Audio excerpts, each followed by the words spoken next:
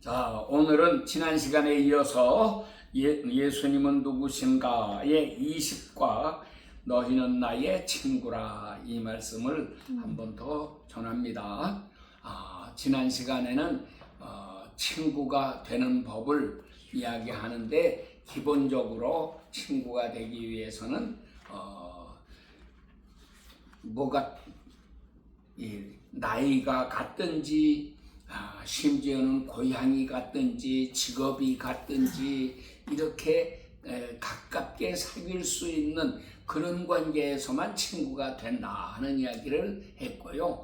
나이가 어린 사람이 나이 많은 사람한테 당신 내 친구 합시다 이렇게 한다면은 그거는 우리 한국 사람의 입장에 있어서는 몰라요. 서양 사람들은 어떤지 모르겠지만 우리 한국 사람들의 입장에서는 굉장히 신뢰가 되는 잘못된 관계인데, 반대로 윗사람이 아랫사람에게 너 나하고 친구하자 하고 말을 할 때에는 뭔가 친구를 삼아서 잘 도와주겠다고 하는 약속이 아니겠습니까? 이렇게 해서 친구가 되어서 뭐를 도와주는 이런 관계가 되는데, 예수님과 우리가 어떻게 친구 될 수 있느냐? 내가 먼저 예수님께 예수님 나하고 친구합시다 이렇게 말하면은 그거는 친구가 될 수가 없는 일이지만, 반대로 예수님이 나를 찾아오셔서 너는 내 친구다, 내가 너의 친구가 되게 해주겠다 이렇게 말씀하실 때에는 친구가 될 수 있다고 하는 거예요. 자, 이렇게 친구가 되는데 오늘 요한복음 15장 13절, 14절, 15절 이 석절 말씀을 보면 친구 사이에는 이러이러한 일이 반드시 이루어져야지만 된다 하는 것을 설명하죠. 그런데 13절에서는 사람이 친구를 위해서 자기 목숨을 버리면 이보다 더 큰 사랑이 없다. 그래서 예수님과 우리가 친구가 되려면 목숨도 줄 수 있는 관계가 되어야 한다. 둘째는 14절 너희는 내가 명하는 대로 행하면 나의 친구다. 말을 잘 들어줘야 된다. 셋째는 15절 내가 너희를 종이라 하지 아니하고 친구라 하였다. 왜 그렇게 하셨다고 그랬어요? 내가 아버지께 들은 것을 너희에게 다 알게 해줬기 때문이다 이렇게 말씀을 하십니다. 그러니까 친구 사이에는 비밀이 없어야 한다 하는 거죠. 그래서 친구 사이에는 이 세 가지, 목숨도 주어야 된다, 말을 잘 들어줘야 된다, 그리고 비밀이 없어야 된다 이렇게 하는데, 이것이 우리 인간 상식으로 볼 때는 예수님과 우리가 친구 되는 데 있어서 순서가 잘못되지 않았느냐 하는 의문을 제기를 했습니다. 그런데 예수님이 나를 친구 삼으시는 이 놀랍고 큰 사랑의 역사 가운데서 우리가 어떻게 하면 예수님과 우리가 좋은 친구가 될 수 있느냐 할 때에 이 말씀이 예수님과 우리가 서로 친구가 되는 이 관계가 우리는 그냥 사람과 사람 사이에 친구 되는 관계로만 생각을 하니까 그런데, 주님과 우리가 친구가 되는 관계는 이게 조금 달라진다 하는 것을 말씀을 했어요. 사람끼리 친구를 삼으려면은 첫째가 14절입니다. 말을 잘 들어줘야 돼요.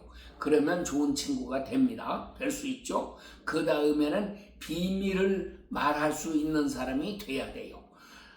아무래도 부모에게도 말할 수 없고 내 아내나 남편이나 자식에게도 말할 수 없는 이런 비밀한 일들도 친구에게는 가서 다 털어놓고 상담을 받을 수 있고 도움을 받을 수 있고, 이것이 친구 관계 아닙니까? 그래서 이 세상에서 너와 내가 서로 사귀고 친구 되는 것은 14절부터 시작한다. 그래서 그 다음에 15절 마지막으로 정말 좋은 친구가 되면 그때는 13절로 가는 것입니다. 내가 이렇게 좋은 친구라면 이 친구를 위해서는 내 목숨도 버릴 수가 있다. 이제 이런 단계에 나아가는 거죠. 자, 그러면은 예수님이 그 다음 단계는 예수님이 나를 친구 삼아주시는 방법이 뭐냐? 우리 찬송가에 있는 그대로 주 예수 내가 알기 전 날 먼저 사랑했네. 그 크신 사랑 나타나 내 영혼 거듭났네. 자, 주님이 나를 사랑하신, 나를 친구 삼으시는 방법은 첫째가 뭐냐? 23절이에요. 그래서 이 성경 순서대로가 오히려 예수님이 나를 친구 삼아주시는 방법이다 하는 것입니다. 그래서 13절 먼저 목숨을 주셨어요. 그래서 우리가 나중에 예수님을 믿고 깨달아진 게, 가장 크게 깨달아지는 것이 주님을 위해서 주님이 나를 위해서 목숨을 주셨다. 이 사랑에 감격하여 주님을 섬기면서 사는 생활이 바로 우리의 신앙생활이 되는 것입니다. 그래서 이 아름다운 역사가 이렇게 일어나야지만 한다. 우리가 예수님 믿으면서 제일 먼저 깨달음입니다. 이 깨달음이 와야 하겠다. 자, 그래서 그 다음에 이 깨달음을 가지게 되면은 그 다음부터는 내가 예수님 말씀에 순종하는 생활을 하게 되는 거죠. 그런데 예수님은 나에게 순종하라는 말씀을 먼저 하시는 것이 아니라 너희는 나에게 기도해라. 나에게 무엇이든지 구해라. 그리하면 내가 먼저 다 너희에게 이루어 준다. 그래서 예수님은 먼저 우리를 위해 죽으시고 그 다음에는 우리 기도를 다 들으시고 응답하시고 우리 소원을 이루어 주시고 심지어는 내가 소원하지 않은 것까지도 먼저 다 이루어 주셔서 주님의 사랑이 무엇인지를 나타내 주신다. 이게 둘째 단계예요. 그리고 셋째 단계, 주님과의 관계가 깊어지게 되면 그 다음에는 하늘의 비밀을 우리에게 주시더라 하는 거죠. 그래서 하늘의 비밀이 많이 있는데 사도 바울 서신에는 이 비밀이라고 하는 말이 많이 나타납니다. 그래서 예수님은 비밀이라는 말을 딱 한 번밖에 안 쓰셨어요. 천국의 비밀을 아는 것이 저 사람들에게는 허락되지 않았지만 너희에게는 허락되었다. 그래서 예수님이 우리에게 가르쳐 주신 모든 것이 비밀이라고 하는 거예요. 그래서 우리가 비밀이라는 단어는 한번 나왔지만 예수님의 말씀 하나하나가 전부 비밀이라고 하는 사실을 깨닫고 이 비밀의 말씀을 깊이 공부하는 사람이 되어야 하는 것입니다. 이렇게 주님은 우리에게 비밀을 주신 게 마지막 단계, 정말 주님과 내가 좋은 친구의 관계가 되면 주님께서는 나에게 이 비밀의 말씀, 하늘나라의 비밀, 앞으로 이루어지게 될 이 역사상에 나타나 있는 모든 감추어진 비밀, 이런 것들을 전부 가르쳐 주시는 거죠. 자, 요즘에는 우리 윤석열 대통령이 탄핵을 당하고 이제 대선 국면에 들어가게 됐는데 과연 다음에 누가 대통령이 될 것이냐, 이거 얼마나 큰 비밀입니까? 그러나 이것도 어떤 사람에게는 하나님이 가르쳐 주셨을 수가 있죠. 그래서 하나님이 왜 이렇게 윤석열 대통령 탄핵당하게 하시고 새로운 역사를 이루시는가? 악인들은 마치 자기 세상 만난 것처럼 좋아하고 춤추고 뭐가 다 됐다고 큰소리치고 이렇게 득양양하여 말하고 있지만 실제에 있어서 하나님의 역사는 전혀 저들이 생각하는 것과는 다른 곳에 있다고 하는 것입니다. 이렇게 해서 하나님께서 우리에게 베푸시는 이 새 역사가 무엇인가를 깨달아 알게 하시고 이런 게 전부 비밀이잖아요. 그래서 하나님의 비밀을 우리에게 알게 해 주신다. 이것을 마음에 깊이 깨달아야지 하는 것입니다. 또 사도 바울은 비밀이라는 단어를 헬라 말로는 21번 썼는데 우리말로는 이제 번역을 하다 보니까 대명사로 된 거는 까지도 이렇게 번역을 하니까는 22번 또는 23번 정도 이렇게 나타납니다. 그런데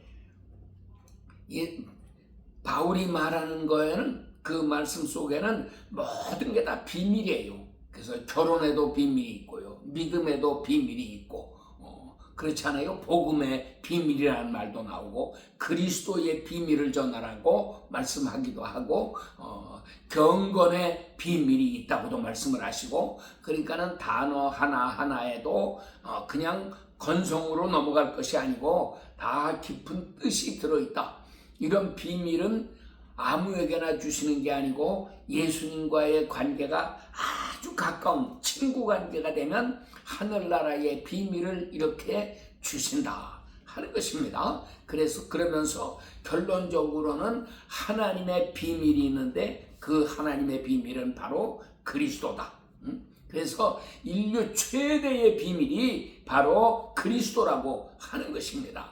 우리가 어느 남의 비밀을 한다든지 다른 나라의 비밀을 캐낸다든지 물론 이것도 대단한 일이긴 하지만 그러나 하늘나라의 비밀을 안다고 하는 것이 얼마나 놀라운 복인지를 깨닫고요. 이런 비밀은 아무에게나 주시는 것이 아니고 정말 하나님이 사랑하는 사람들에게 부어주시고 깨닫게 해주시는 특별한 은혜라고 하는 것을 알아야지 하겠습니다. 그래서 우리가 다 하나님의 비밀의 사람들이 되어야 합니다. 비밀의 사람이 되면 그 다음에는 이 비밀이 나를 지켜주는 거예요. 자, 대통령은 퇴임한 다음에도 경비원들이 있어가지고 대통령을 지켜줍니다. 왜 이렇게 해주느냐?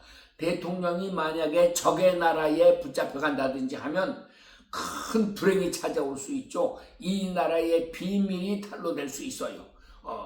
우리나라는 국정원이라고 지금 그러지만 옛날 중앙정보부고 뭐 여러 가지 다른 이름으로 이렇게 불려지기는 했지만은 여기는 비밀을 다루는 곳입니다.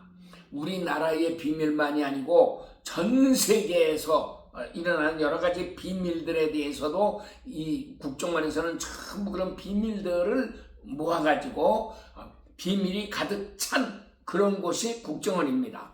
탈북자들이 다 조사를 받는데 국정원에서 조사를 하기 때문에 그들을 통해서 나오는 북한의 모든 비밀들이 국정원에는 가득하게 들어 있습니다.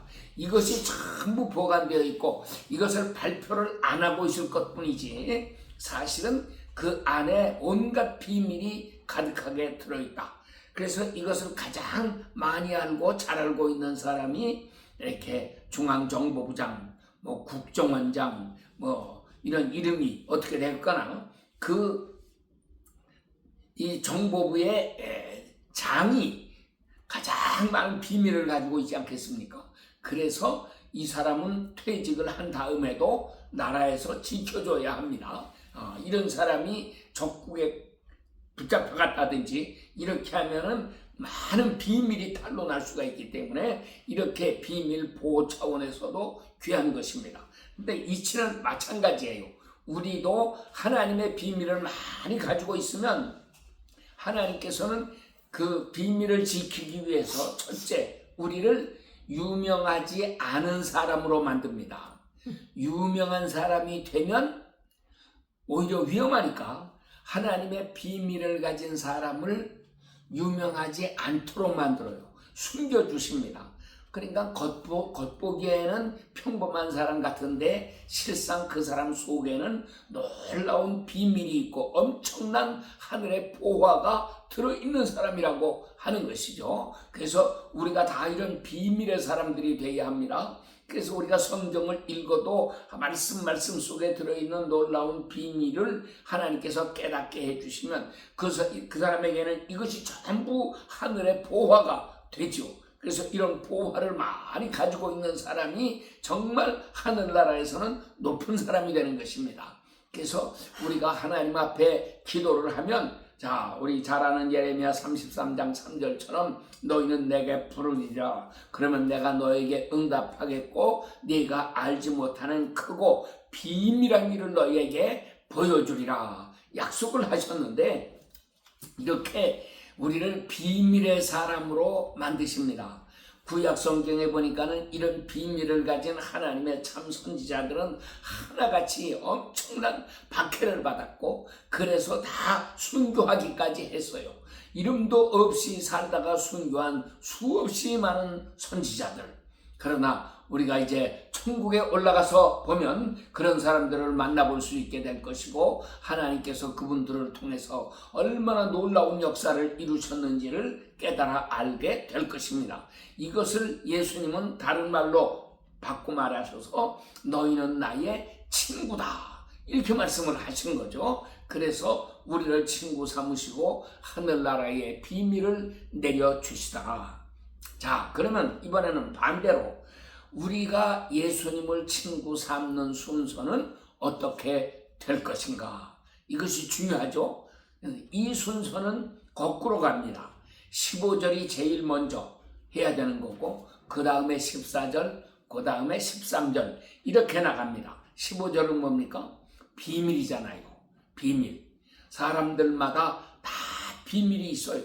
비밀이 없는 사람은 한 사람도 없을 거예요.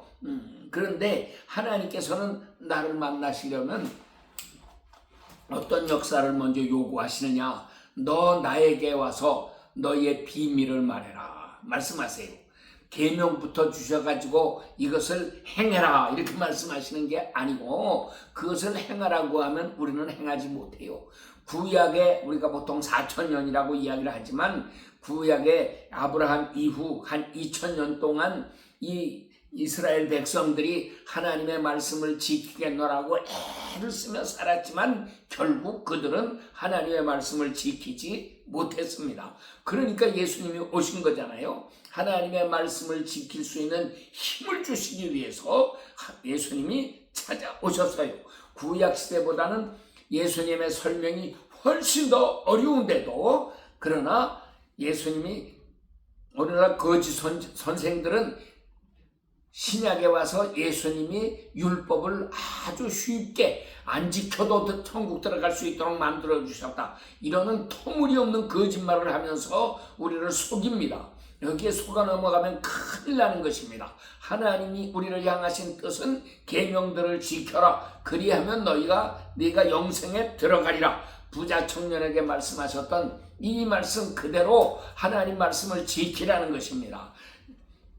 요한복음 14장 15절에도 너희가 나의 계명을 지키면 너희는 나의 친구가 된다 약속하시죠. 21절에도 똑같은 말씀이요. 이렇게 순서를 뒤집어 말해가지고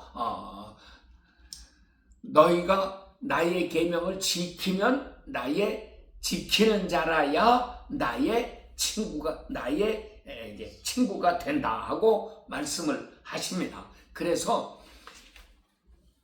이 예수님의 말씀을 지킨다고 하는 게 얼마나 귀한 겁니까? 15장 7절에도 오늘 본문이 있는 요한복음 15장 7절에도 너희가 내 안에 거하고 내 말이 너희 안에 거하면 무엇이든지 원하는 대로 구하라. 그리하면 이루어진다 하고 약속을 하셨어요. 그러니까는 하나님의 말씀이 내 속에 충만해. 예수님의 말씀이 내 마음에 가득하게 있어서 하나님 앞에 기도하면 이런 사람의 기도를 다 들어주신다고 하는 것입니다. 그러니까 우리가 우리 마음에 하나님의 말씀을 가득하게 채워야 됩니다. 말씀을 채울 뿐 아니라 말씀의 깊은 의미를 깨닫고 그 속에 있는 비밀을 알아서 하나님 앞에 우리가 고백하고 주님을 섬기는 이런 사람들이 다 되어야지만 한다는 것입니다. 그래서 내가 예수님을 친구로 삼는 첫 단계는 내가 무엇을 행해야 되는 거 하나도 없어요. 우리는 선을 행할 수 있는 힘도 없고요. 하나님의 율법을 지켜나갈 수 있는 힘도 하나도 없는 사람들이에요. 그러니까 먼저 뭘 해야 되느냐? 주님 앞에 죄를 고백해야 된다. 이거죠. 내 속에 있는 비밀이라고 하는 것은 곧 나의 죄입니다. 그래서 누구에게도 이거는 꺼내놓고 이야기할 수 없는 이런 비밀들이 사람마다 다 있는데 이 비밀의 본질은 뭐냐? 결국은 죄 아닙니까? 죄. 하나님의 이 비밀의 본질은 의. 사람의 비밀의 본질은 죄. 이렇게 서로 상극이 되는 거예요. 그러니까 하나님께서 나에게 비밀을 주신다는 말씀은 하나님의 의를 주신다고 하는 말이죠. 하나님의 지혜를 주신다는 말씀이죠. 하늘나라의 온갖 좋은 것, 아름다운 것을 주시고 지혜와 지식을 주셔서 성경 말씀 속에 단어 하나하나 속에 들어있는 엄청난 보물을 우리에게 내려주신다고 하는 것입니다. 그래서 우리가 이런 큰 은혜를 받아야지 합니다. 그렇게 우리가 내 죄를 자백하여 하나님 앞에 나의 이 더러운 죄를 다 드리게 되면 주님은 내 죄를, 이 더러운 것을 받으시고 나에게 영수증을 하나 주시는데 내가 너의 죄를 다 받았다. 그 영수증이 바로 죄를 사하신다는 것이죠. 죄를 사하십니다. 사하는 데서 끝나지 아니하고 사했다고 하는 그 증거로 우리에게 주시는 것이 성령이시다 하는 거예요. 그래서 우리가 성령을 받아야 비로소 죄사함을 받은 것입니다. 그런데 오늘날 많은 사람들이 이 비밀을 몰라요. 그냥 주님 앞에 나와서 예배하고 교회 다녀서 잘 다니고 열심히 다니고 11조하고 이렇게 감사헌금 잘하고 봉사 잘하고 성경 배운다고 그러고 이렇게 하면은 다 저절로 사함을 받고 저절로 구원을 받은 줄로 착각을 하는데 천만의 말씀이에요. 성령 못 받은 사람은 아직 구원받은 사람이 아닙니다. 성령을 받은 사람은 주님이 나와 함께 하신다고 하는 확신을 가지면서 살게 되고 주님이 어떤 명령을 하시든지 기쁨으로 받을 수 있는 사람이 되는 것입니다. 말씀의 사람으로 변화를 받기 때문에 그래요. 그래서 15절에서 그게 먼저 시작되는 거고 그 다음 단계가 14절 주님의 명령, 주님의 말씀을 준행해 나갈 수 있는 사람으로 변화되는 것입니다. 그래서 주님 말씀을 열심히 잘 이렇게 순종하며 따라가다 보면은 결국에 은혜에 감격하며 살게 되고 이 감격이 겨워서 가슴이 뜨거워지고 늘 울어도 주님 앞에 이 은혜를 다 갚을 수 없다고 찬송하면서 살아가는 사람이 되죠. 그러다가 나중에 어디에까지 갑니까? 주님을 위해서 내 목숨도 드리겠습니다 해서 내 목숨까지 바치는 이런 순교자가 되는 것입니다. 그래서 물론 순교자는 실제로 이렇게 순교를 당한 죽은 순교자도 있지만 살아있는 순교자들도 또 많이 있죠. 다 죽여버리면 어떻게 되겠어요? 그러니까 어떤 사람은 순교의 제물로 이렇게 목숨을 바치기도 하시지만 어떤 사람은 죽음을 맛보지 죽지 않게 하시고 생명을 지켜주시고 그를 통해서 놀라운 일을 이루어 나가시다가 명대로 오래 살다가 이제 평안하게 하나님께서 데려가시는 경우도 있고 그러니까 그걸 가지고 우리가 이렇다 저렇다 얘기할 수는 없는 것이지만 예수님을 잘 섬기는 사람은 이 아름답고 놀라운 역사를 이루어 나가게 되는 것입니다. 자, 그래서 우리가 어떤 신앙 자세를 가지고 주님을 섬겨야 되겠는가? 마지막으로 예와 한 말씀을 더 드리고 말씀을 마치도록 하겠습니다. 내가 1981년에 미국에 갔습니다. 우리 가족들은 4개월 뒤에 12월 달에 미국에 이렇게 들어왔어요. 그때에 우리 막내딸이 나이가 1살 반, 아직 어린아이였습니다. 1년이 지났어요. 82년 12월 달이 됐는데 내가 바깥에 나갔다가 새해 83년도 그 새해 달력을 하나 얻어가지고 왔어요. 그래가지고 집에 와서 이렇게 소파에다가 이걸 던져놨는데 우리 막내딸, 그러니까 2살 반 된 이 아이가 그거를 보더니 갑자기 얼굴을 찡그리면서 나한테 그래요. 아빠, 왜 하나님이 이렇게 피를 흘리시지? 그래서 내가 깜짝 놀랐어요. 그 달력 표지에 예수님이 십자가에 못 박히셔서 가시관에 쓰시고 가시에 찔려서 얼굴에 온통 이렇게 피투성이가 되어 있고 이렇게 해서 십자가에 못 박혀 계신 그 사진, 그런 그림이 표지에 있었거든요. 그래서 내가 아기한테 대답을 했습니다. 나도 지금 생각해도 내가 왜 그런 대답을 했는지 이해가 안 가요. 그런데 너 때문이야. 그러고 야단을 쳤어요. 그랬더니 얘가 깜짝 놀래가지고 우선은 막 울려고 그래요. 눈물이. 그래서 아빠 아니야, 내가 안 그랬어. 내가 안 그랬어. 그러면서 대답을 해요. 아기가 언제 그런 짓을 하겠어요? 그거는 너무나 상식적인 얘기인 거지만, 그래서 내가 설명을 했습니다. 그 다음에 예수님은 너 때문에 이렇게 십자가에 못 박히셨고, 그 다음에 네 오빠 때문에 그러셨고, 네 언니 때문에도 그러시고, 네 엄마 때문에도 이렇게 십자가에 못 박히셨다. 그리고 네 아빠 때문에도 이렇게 십자가에 못 박히셨다. 그러고 얘기를 했어요. 그 어린아기가 그 말씀 제대로 알아들었을까요? 1년이 지났습니다. 1983년 12월 달 또 내가 새 달력을 하나 얻어왔어요. 그런데 보니까 거기에도 예수님이 십자가에 못 박히신 그 피 흘리시는 성화가 표지에 이렇게 있었어요. 근데 그걸 갖고 집에 들어오다가 보니까 우리 막내딸이 요놈이 나와가지고 나를 반겨줘요. 그래서 이 달력을 그 아이 앞에 이렇게 펼쳐 보여줬습니다. 그러면서 신이야, 이거 봐. 예수님이 왜 이렇게 피를 흘리셨지? 하고 아기한테 물어보니까 요놈이 대답을 합니다. 나 때문에요. 그리고 오빠 때문에요. 또 언니 때문에요. 그리고 엄마 아빠 때문에요. 내가 그 말을 듣고 깜짝 놀랐습니다. 작년이면 2살 반, 금년에는 이제 3살 반 됐는데, 이 아기가 작년에 2살 반짜리 아기에게 해준 그 이야기 설명을 1년이 지났는데도 잊어버리지 않고 기억하고 있었다. 그래서 아기를 안고서 내가 이렇게 얘기했습니다. 신이야, 네 말이 옳다. 정말 네 말이 옳다. 그런데 이거는 절대로 잊어버리면 안 돼. 죽을 때까지 다른 건 다 잊어버려도 이거는 잊어버리면 안 된다. 그러면서 기뻐하고 감격하고 이렇게 아기에게 축복하고 이랬던 일이 생각이 납니다. 여러분, 우리가 다른 건 다 잊어버려도요, 예수님이 나를 위해 십자가에 못 박혀 죽으셨다고 하는, 그래서 나를 살려내셨다고 하는 이 놀라운 사실은 절대로 잊어버리면 안 됩니다.